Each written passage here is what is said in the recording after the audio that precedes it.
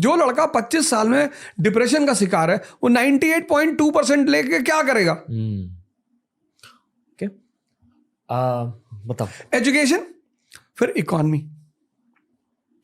अब education economy improve होगी, human resource आपका बढ़िया होगा, आपके पास क्रिएटिव माइंड्स होंगे। हम क्यों हायर करेंगे एडवाइजर्स बाहर से? इंडिया को डेलीगेशन बाहर से आता बताने के लिए कि साहब आप अपनी सड़कें ऐसे बनाओ। हमारे बच्चे बचाने वाले नहीं है, लेकिन हमने उन्हें क्रिएटिव नहीं बनाया। यहां का सबसे ज्यादा पढ़ा लिखा लड़का यूएस जा रहा है, जर्मनी जा रहा है। क्यों जा रहा है? क्योंकि उसे इज्जत नहीं मिल रही है। तो तीसरा काम हमें करना है, गुड गवर्नेंस बनानी है। कि अगर रणवीर 1 करोड़ रुपए टैक्स दे रहा है इंडियन गवर्नमेंट को, तो उसे लगे कि नहीं यार, गवर्नमेंट बॉदर्स अबाउट मी। और अगले 10 साल में made in India,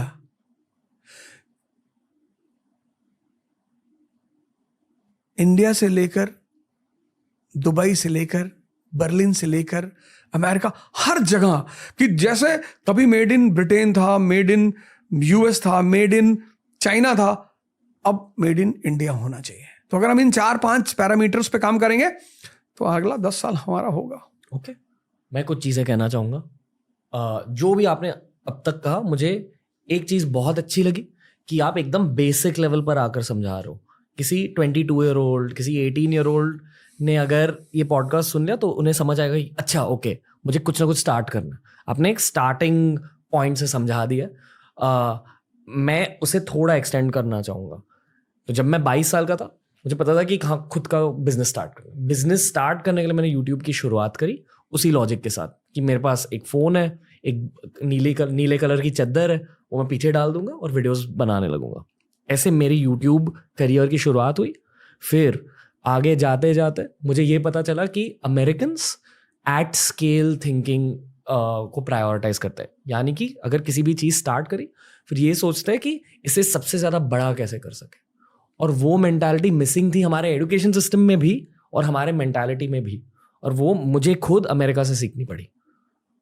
I feel कि ये एट स्केल थिंकिंग एक मिसिंग लिंक है इंडिया में। Exactly. दूसरी चीज़, और भी जब आगे गए, जब थोड़ी स्केलिंग हो गई, चीज़ों को थोड़ा बड़ा बनाया, फिर मुझे पता चला कि इमोशनल इंटेलिजेंस की ज़रूरत होती है लोगों को मैनेज करने के लिए। वो भी मुझे खुद को बढ़ाना पड़ा। और emotional intelligence I feel to some extent अब थोड़ा बहुत बिग बॉस से, फिल्मों से सीख सकते हो। हाँ, बिल्कुल बिल्कुल बिल्कुल। पर मेनली आपको सेल्फ इम्प्रूवमेंट कंटेंट देखने की ज़रूरत है। दूसरों के दिमाग कैसे चलते हैं, साइकोलॉजी सब्जेक्ट क्या होता है, लीडरशिप क्या होती है, इमोशनल इंटेलिजेंस सीख ले। और अगर क्रिएटिविटी की बात आई, आई स्ट्रांगली फील हमें दूसरे देशों का कंटेंट देखना चाहिए। भारत में हम सिर्फ भारतीय कंटेंट देखते हैं, पर ये भी जानना चाहिए कि जर्मनी में कैसा कंटेंट चल रहा है, अमेरिका में कैसा कंटेंट चल रहा है। मिस्टर बीस्ट जो एक बहुत बड़े यूट्यूबर, वो कैसे सोच रहे हैं, वो कल्चर जस्ट है। आई फील कि क्रिएटिविटी भारतीय बच्चे सीख लेंगे, डिज़ाइन सीख लेंगे इंटरनेशनल यूट्यूब चैनल से। इमोशनल इंटेलिजेंस को लेकर मुझे थोड़ा डर होता है। आई डोंट नो अगर हर कोई सीखे, स्पेशली मर्द शायद इमोशनल इंटेलिजेंस सीखेंगे नहीं।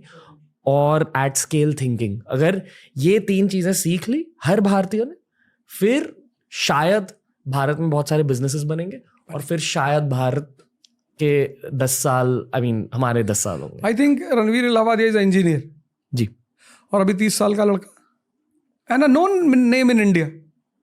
अगर ये रणवीर इलाहाबादिया अमेरिका चला जाता, कौन जानता उसे? यू टुक अ रिस्क, है ना? You thought creative, you take your example. मैं तो अभी यही सोच रहा था, यू आर स्पीकिंग, तो मुझे लगा कि यार एग्जाम्पल मेरे सामने बैठा हुआ है। मुझे बहुत सारी चीज़ों का सामना करना पड़ा था कॉलेज में। जब मैं प्लेसमेंट्स के लिए नहीं बैठा, जब मैंने GRE नहीं दिया, मेरे सारे दोस्त GRE दे रहे थे, अमेरिका जा रहे थे, मैंने उनसे कहा कि नहीं, मुझे लगता है कि यहाँ अपॉर्चुनिटी है, कुछ ना कुछ कर सकते, कुछ ना कुछ बड़ा कर सकते। बहुत मजाक उड़ाया गया, मुझे बहुत बुरा लगता था, बहुत रोता था अकेले में। Now see you took the risk ना। मैं यही सोच रहा था कि you are 30 year young guy. Old तो ये हम लोग नाक में लगाते हैं, 20 year old. You are 30 year young guy, और यार तुमने इतना बढ़िया, you are doing such a great job. मतलब यू टेक अ कंटेंट, मतलब TRS शो का एक सबसे खास बात पता है क्या, कि यू टेक रेलेवेंट कंटेंट्स। जैसे मैं बहुत शोज में जाता हूँ, बुलाते हैं लोग, आमतौर पर लोग क्या करते हैं, मेरे पास को खंगालते हैं। वो थोड़ा सा उनको बड़ा रोमांटिक लगता है कि अच्छा तुमने ऐसा किया था, गोली चलाई थी, किया था। पर this you are talking such a good thing ना, ये चीज बड़ी प्यारी है। जैसा यू सेड जस्ट नाउ कि लोग जो है ऊब चुके हैं, उससे हर आदमी अब सेल्फ डेवलप ज्ञान नहीं सुनना चाहता। कितनी अच्छी रीडिंग है ये। मीन्स कि you are doing big homework on that. अब आदमी कुछ और सुनना चाहता है, और वो सुनकर क्या करेगा, डेवलप करेगा। TRS शो देखने, जब जो आदमी ये शो देख रहा होगा उसको कितनी चीजें इनपुट के रूप में मिल रही होंगी। तो अब एक अगर रणवीर इलाहाबादिया अमेरिका नहीं जाकर इंडिया में इतना बड़ा काम कर सकता है, तो you are an example, living example sitting in front of me. If exactly this will be done, इसको मैं कह सकता हूं रणवीर इलाहाबादिया प्रोग्राम। तो तुम्हारे नाम पे एक प्रोग्राम ही बना दो कि इस देश के लड़कों को सीखना चाहिए कि नहीं, सिर्फ अमेरिका जाना ही सॉल्यूशन नहीं है। It's a big market India, 1 billion 50 crore people are there. If anything clicks positive, you will be a name in this country and entire world. एक और रॉ चीज कहना चाहूंगा, यहाँ है पैसे कमाने के लिए। ये गलत फहमी है कि यहाँ बैठकर आप पैसे नहीं कमा सकते। मोस्टली हर कोई पैसों के लिए वहां जाता है। डेफिनेटली इज्जत के लिए, जो आपने इज्जत की बात करी, बट इन अ वे इज्जत आपको पैसों के थ्रू मिलती है, और उन पैसों के लिए वहां लोग चले जाते हैं बिना जाने कि यहाँ के जो बिजनेसेस अब ग्रो कर रहे हैं वो इंटरनेशनल मार्केट्स को टारगेट कर रहे हैं। दूसरे देशों का पैसा अब यहाँ आने वाला है अगले 10 सालों में। इसी वजह से शायद हम सोने की चिड़िया बनेंगे। बिल्कुल बनेंगे। पर आई फील कि बहुत जो ब्रेन ड्रेन हुआ, जितने सारे लोग जा चुके अमेरिका में, यूरोप में, उन्हें थोड़ा सा लौट कर आना है, या एटलीस्ट वहाँ जो पैसे कमा रहे हैं यहाँ इन्वेस्ट करना है। पर हर कोई एक इंडिविजुअल पर्सपेक्टिव से सोचता है मोस्टली, तो उन्हीं स्कीम्स में इन्वेस्ट करेंगे जहां उन्हें सबसे ज्यादा फायदे मिलेंगे। पर आई फील कि अगर यहाँ के एंटरप्रेन्योर्स और वहाँ के इंजीनियर्स या जो भी प्रोफेशनल्स टीम अप कर ले तो फिर कुछ हो सकता है आगे जाकर। पर मैं पॉजिटिव भी नहीं हूँ, नेगेटिव भी नहीं हूँ इस चीज़ को लेकर। मैं बस क्यूरियस हूँ, मुझे देखना है कि क्या होगा। तो ये मेरा माइंडसेट है। एंड इस पॉडकास्ट के थ्रू मैं लोगों के साथ डिसएग्री करना चाहता हूँ। मतलब अगर आपने कुछ कहा, मैं आपके साथ डिसएग्री करना चाहता हूँ, ताकि व्यूअर्स और लिसनर्स की समझ बढ़े। डिसएग्रीमेंट से समझ बढ़ती है। एंड मोस्टली भारत में, क्या बात है, क्या लाइन है, डिसएग्रीमेंट से समझ बढ़ती। And in this country people think disagreement means enmity. क्या बात है, वंडरफुल लाइन, डिसएग्रीमेंट से समझ बढ़ती। अगर मैं कुछ गलत कह रहा हूँ या अगर आप कुछ अग्री नहीं कर रहे हो मेरे साथ, please sir disagree with me. Definitely okay. पर पॉडकास्ट में आगे बढ़ने से पहले मैं आपके दिमाग को जानना चाहता हूँ थोड़ा, ठीक है, ताकि हम और शार्पली आगे बढ़ सके, क्योंकि आपसे बहुत बात करनी है। तो हमारा एक राउंड है जिसका नाम है Ajio presents keep it casual. तो आपके दिमाग के अंदर, आपके दिल के अंदर मैं एक डीप डाइव करूंगा आपको जानने के लिए, ताकि हम भारत की बातें कर सके इन अ मोर शार्प वे। ठीक है सर, आप रेडी हो? हाँ रेडी। ओके, क्या बात हो जा सर, डीप डाइव के लिए आप रेडी हो? Okay, Ajio presents keep it casual. Question 1, भारतीय इतिहास की सबसे बेस्ट और सबसे वर्स्ट चीज क्या है? भारतीय इतिहास की सबसे बेस्ट चीज ये है, इतिहास एज अ सब्जेक्ट, हिस्ट्री जी। भारतीय इतिहास की सबसे बेस्ट चीज ये है कि पुरानी सारी सभ्यताएं खत्म हो गई, रोम, यूनान सब खत्म, भारत जिंदा है।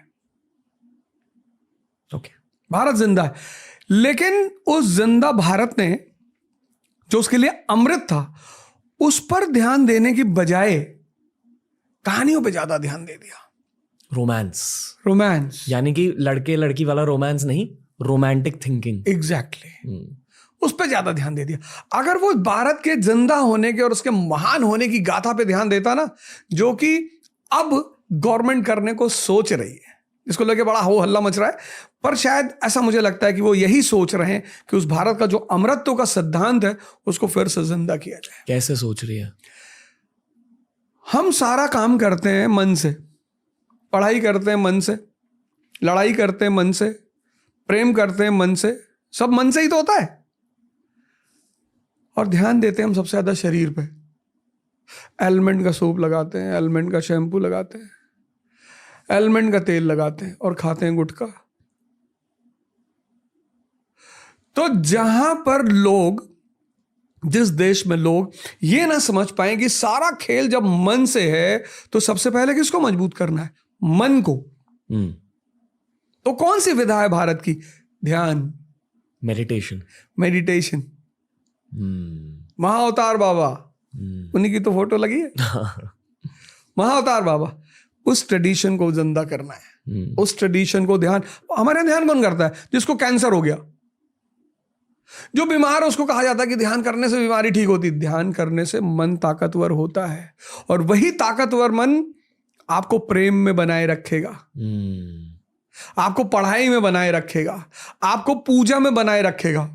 ध्यान करोगे आप बैठ के 2 घंटा, तो वो पुरानी गरिमा को, इतिहास को ध्यान देना चाहिए। वहां इतिहास ने ध्यान नहीं दिया, रोमांटिसिज्म पे ज्यादा ध्यान दिया उसने। Meditation is the gym for creativity. Exactly. Okay, और वर्स्ट चीज भी बतानी है आपको। वही मैं, भारतीय इतिहास वर्स्ट चीज यही है कि भूल चुके हैं, योग भूल चुके हैं। वाओ। ओके, दूसरा सवाल।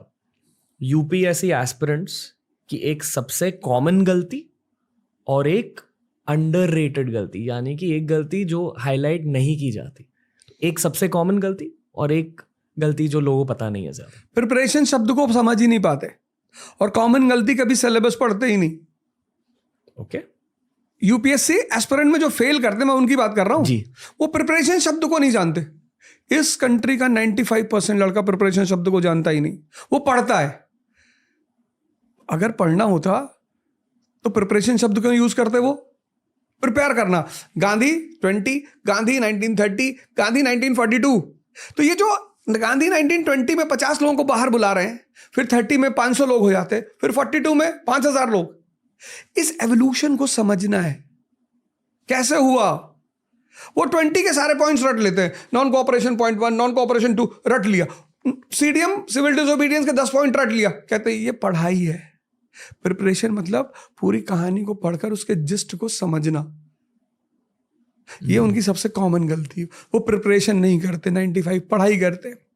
और अंडररेटेड गलती है कि सिलेबस पे कभी ध्यान ही नहीं देते। पता ही नहीं होता क्या सिलेबस है, पता ही नहीं होता कि मुझे आईएएस प्रॉपर बनना है या आईएएस अलाइड बनना है, सेंट्रल सर्विस में जाना है कि ऑल इंडिया सर्विस में जाना है। ओके, अगला सवाल, ये थोड़ा कैजुअल सवाल है, ठीक है। कहा जाता है कि कपड़े आपके पर्सनालिटी के एक मैनिफेस्टेशन होते हैं, एक ऑफशूट होते हैं। जो आपकी पर्सनालिटी होती है वैसे ही आपके कपड़े होते हैं, आपकी स्टाइल होती है। तो आपकी स्टैंडर्ड आउटफिट के बारे में कुछ बताइए। गमछा, जो आज एक्सीडेंटली मैं ला नहीं पाया। नहीं कोई नहीं, पहली बार है जब मैं आपको इसके बिना एक्सीडेंटली आई फॉरगॉट गमछा लाना। पर मेरी पर्सनालिटी में गमछा है, और गमछा मुझे हर बात इस बात की याद दिलाता है कि जमीन से नहीं हटना है। जैसे टाई है, एरिस्टोक्रेसी का सिंबल है, गमछा जमीन का सिंबल है। तो मैं गमछा इसीलिए पहनता हूं कि मुझे हमेशा याद रहे कि मेरी शुरुआत जमीन से हुई, एक साधारण सी, तो वहां से कभी उठना नहीं है, क्योंकि जो भी जमीन से उठे उनका गिरना निश्चित है। एक गलतफहमी थी, अब तो ठीक है कि मैं कुछ अलग हूं। जिस दिन ये गलतफहमी दूर हुई तब जाके कुछ हुआ जीवन में। जैसे लोग टैटू करवाते हैं वैसे ही आप गमछा पहनते हो। गमछा पहनता हूं। Okay, beautiful. अगर आपको यूपीएससी एग्जाम बदलने का पावर दिया जाए तो आप 3 बदलाव हमारे साथ शेयर कीजिए। आप क्या 3 बदलाव लाओगे? पहली बदलाव एज लिमिट में लाऊंगा। 21 से 25 से ज्यादा होनी ही नहीं चाहिए, होनी ही नहीं चाहिए। आप कई सारे स्टेट्स हैं 40 साल तक सिविल सर्विस की परीक्षा लेते हैं। 40 भैया 40 साल लड़का पढ़ेगा, फिर जीवन में भाई 25 तक वो एग्जाम दे ले, क्योंकि किसी भी फील्ड में स्टैब्लिश होने में 5 साल लगते हैं। तो 25 साल में जो बाहर हो गया उसके बाद अगले 5 साल है अपने आप को खड़ा करने का। पहला बदलाव तो मैं करूंगा, एज लिमिट को एकदम वो कर दूंगा। दूसरा बदलाव